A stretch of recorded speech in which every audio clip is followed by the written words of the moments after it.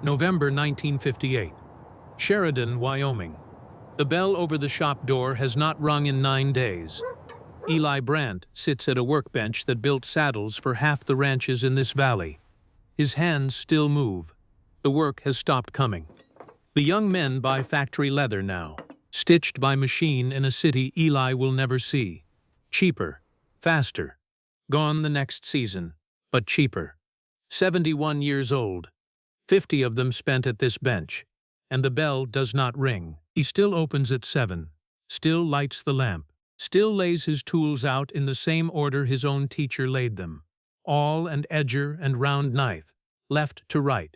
The way you set a table for a guest who is not coming. He has done it for 9 mornings now to an empty room. A man can stand a great many things in this life. He can stand cold and hunger and the loss of people he loved. What he cannot stand, not for long, is to be good at a thing nobody wants anymore. Eli Brandt is about to close the only door he has ever owned.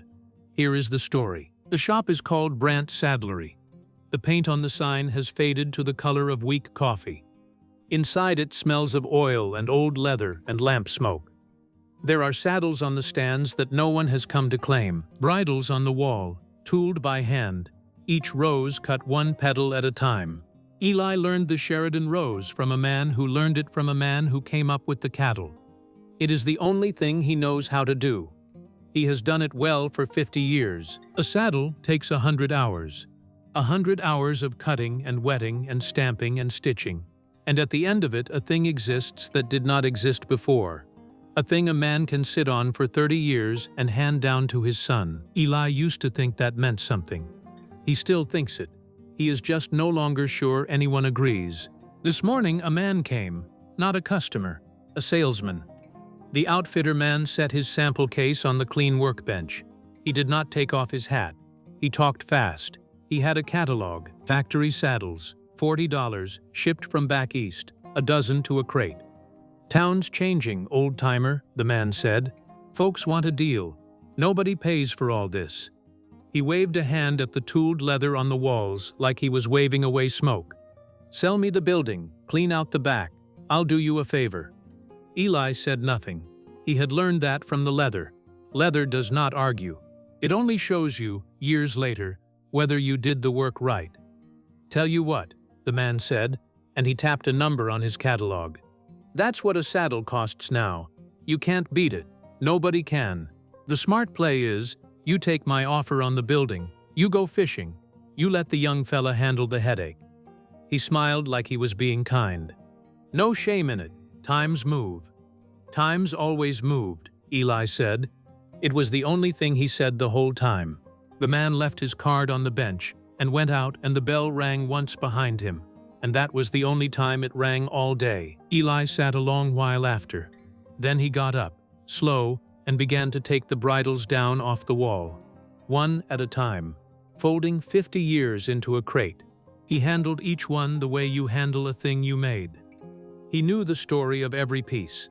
This bridle for a rancher's daughter, a wedding gift. This breast collar for a sheriff who had since been buried with his boots on. This little saddle, half size, cut for a boy who was a grown man now with boys of his own. Each rose was a day of Eli's life. He laid them in the crate, and the crate did not care. And that was the hardest part, that the work could be so carefully made and the world could be so careless with it. He told himself it was only leather. He had told himself a great many things over 50 years that he did not believe. Outside, on the main road through Sheridan, a dark traveling car had pulled to the shoulder with steam coming off the hood. The man who got out was big through the shoulders. He pushed his hat back and looked up the street at the storefronts. The way a man looks at a place he half remembers. He was between pictures, driving north, taking the long roads, the empty ones, the kind of roads where a man can hear himself think. He had time and an engine that needed to cool. He saw the faded sign, Brandt Saddlery, and something in him slowed down because John Wayne knew leather. He had spent 30 years in the saddle for the camera. He could tell a good rig from a bad one across a corral, the way some men can tell a good horse. And he knew that a hand-painted saddle sign on a dying street in 1958 was a kind of gravestone for a thing he loved. He had watched it happen all over the West.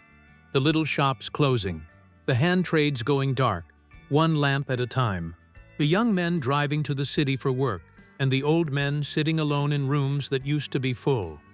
He had played 100 men who lived in towns like this. He had just never gotten used to watching the towns themselves go quiet. He crossed the street. He went in. The bell rang. Eli looked up from his crate, expecting the salesman again. He saw a tall stranger filling the doorway with the light behind him, hat in his hand. "You still take work?" the stranger asked. Eli set down the bridle. "Depends who's asking." The stranger stepped in, and in the lamplight Eli saw the face that half of America saw at the picture show on Saturday night. He did not say the name. Men of Eli's kind did not make a fuss, but his old hands went still. Wayne did not make a fuss either. He walked the shop slow. He ran a thumb along the tooling on a finished saddle, feeling the cut of the rose. He had handled 1,000 saddles. He had not handled one like this in 20 years. He turned the stirrup in his hand. He looked at the stitching, the tight, even line of it. No machine stutter, no skip.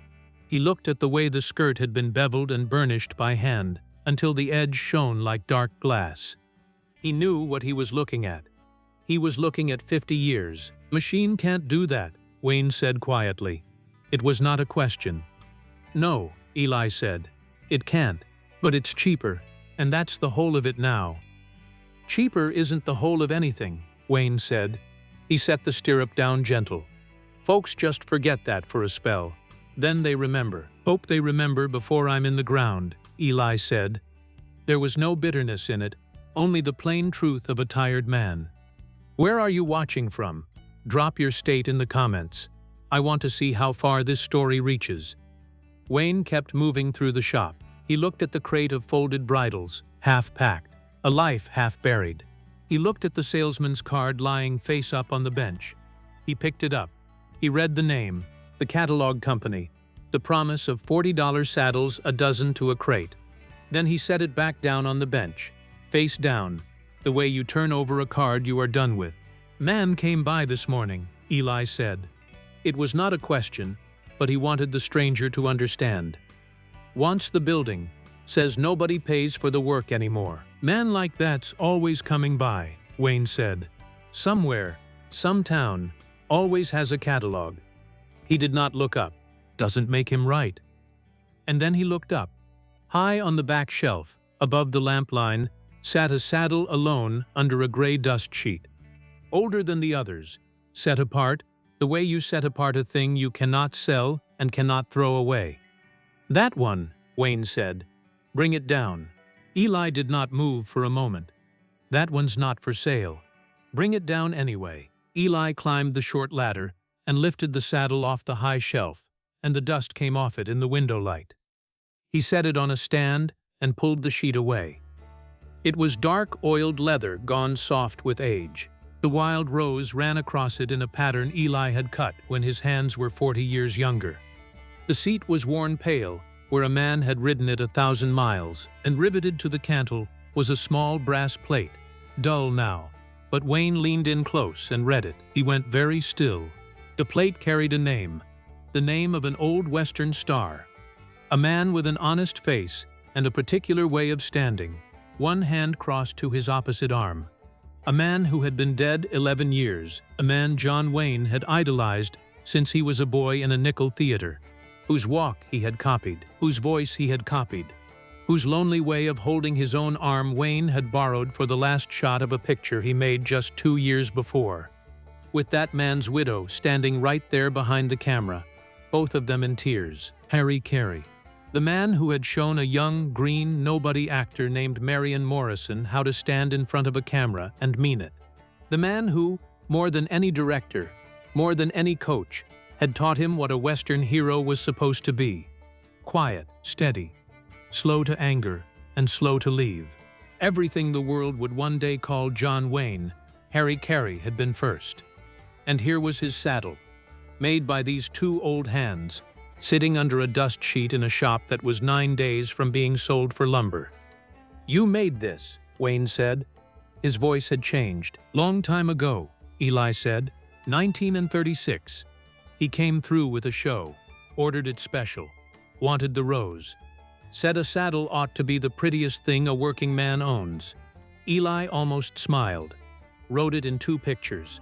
Then he passed, and the family sent it back to me. Said it ought to come home to the hands that made it. I never could put a price on it, so it sits up there." Wayne stood with his hat in both hands. He did not move. 1 second, 2, 3, 4. A man who had crossed deserts on a horse for the camera, who had stood his ground in 100 gunfights that meant nothing, stood now in a quiet shop and could not find his voice. He had spent his whole life learning to be the man Harry Carey was on a screen. He had borrowed the walk. He had borrowed the way of speaking slow. 2 years ago he had ended a picture with Carey's own gesture, that lonely cross of the arm, and he had done it looking at Carey's widow, and he had not been acting. And here, on a dying street in Wyoming he had no reason to be on, were the very hands that made the saddle Harry Carey rode, about to be crated up and sold for the lumber in the walls. The road had not brought him here by accident. That is what he would think about, later driving north. A hot engine on a road he never took, in a town he never planned to stop in. Some debts find a way to come due. Have you ever found something you thought was gone for good, right at the moment you'd stopped looking? It does something to a man, doesn't it? Wayne could have bought the saddle. He could have written a check big enough to ease the old man's winter, and driven north and felt good about it. That is what a kind man does. He could have done that and walked away, but instead he set his hat down on the bench, and he asked a question. "What would it take," Wayne said, "to keep these doors open?" Eli shook his head. "It's not the money, son. It's that nobody wants the work. A shop's not a shop without work. Then I'm bringing you work." Wayne had a picture starting in a few months. A cavalry story. A company of riders. Every man in it needed a saddle, a bridle, a set of tack, and the studio bought that gear by the crate from a warehouse in California. Machine cut. All the same. All forgotten the moment the camera turned away. "Not this one," Wayne said. "This one, the riders ride your leather. All of them. I'll write it into the order tonight." Eli stared at him. That's 40 saddles, maybe more. Then you'll need help. Hire 2 young men, teach them the rose. Wayne picked his hat back up. "A thing doesn't die if somebody's still learning it. It only dies when the last pair of hands quits and takes it with him." "Why?" Eli said. "Why would you do that? You don't know me. I'm an old man with a dying trade." Wayne looked at the old saddle on the stand, at the brass plate, at the rose. "Because a man taught me how to stand," he said. "Taught me everything I know about being the kind of fella folks pay a nickel to watch. He's been gone 11 years, and I never once got to pay him back. And you're the one who made his saddle." He settled the hat on his head. "Seems to me I owe the both of you. This is me squaring it." Eli could not speak. 50 years of being told the work was worth nothing, and a stranger had walked in off the road and called it worth saving. He put his rough hand over his mouth and turned away to the window, so the man would not see. Wayne let him have the moment. He was good at that, knowing when not to look. He did not leave a check. He left an order. He left a reason for the bell to ring. The next morning, a wire came in from California confirming it, in writing, signed. The morning after that, 2 young men came knocking asking about apprentice work, and the morning after that, the bell over the door of Brandt's saddlery rang, and rang, and rang. Eli Brandt did not close his doors that winter, or the next, or for 19 winters after. The cavalry picture came out, and across America men sat in dark theaters and watched 40 riders cross a river on hand-tooled Sheridan leather, and not one of them knew the name of the old man who cut every rose. But the work was up there on the screen, 20 feet tall, the way Eli had always cut it. Honest, slow, made to last. And the orders kept coming. 40 saddles that first year. Then 40 more, because once a wrangler sat a Brandt saddle he did not want to sit anything else. And word travels in a small world of horsemen. Ranches that had gone to the factory catalog came back. The young men who had laughed at the old shop now waited months for a place on his list. The 2 young men became 4. The 4 taught others. The Sheridan Rose did not die in 1958 on a faded street. It went on. Eli worked at his bench until he was 90. When he passed, his apprentices carried the shop on, and they hung one saddle on the wall where no one could buy it, the dark oiled one. The wild rose worn smooth. The little brass plate with the name of the man who said a saddle ought to be the prettiest thing a working man owns. Today that saddle sits in a glass case in a museum in Wyoming. The card beside it tells you it was made in 1936 for a Western star named Harry Carey. It does not tell you the rest. It does not tell you that 22 years later another man walked in off the road, read that brass plate, and instead of buying it, bought the old Craftsman 20 more years at his bench. Do the arithmetic, the way Eli never would have. 19 more years at the bench. Call it 40 saddles a year once the shop was full again. That is better than 700 saddles. 700 men who rode something made by hand instead of stamped by a machine. 700 riders who got to own one beautiful thing, and every one of them traces back to a brass plate, and a man who stopped his car because the engine ran hot. 4 generations of hands learned the rose, because one man understood what the salesman with the catalog never would. You don't save a craft by pitying it. You save it by giving it work. John Wayne never told that story. He never put his name on that order in any way the public saw. He just made sure the riders rode the right leather, and he drove north, and he let an old man think the world had simply remembered him. If this story reached you, do me a favor, pass it on. Share it with a craftsman in your life, somebody who still does it the slow way, the right way. Hit that subscribe button if you haven't yet. There are more Duke stories coming, and unfortunately, they don't make men like John Wayne anymore.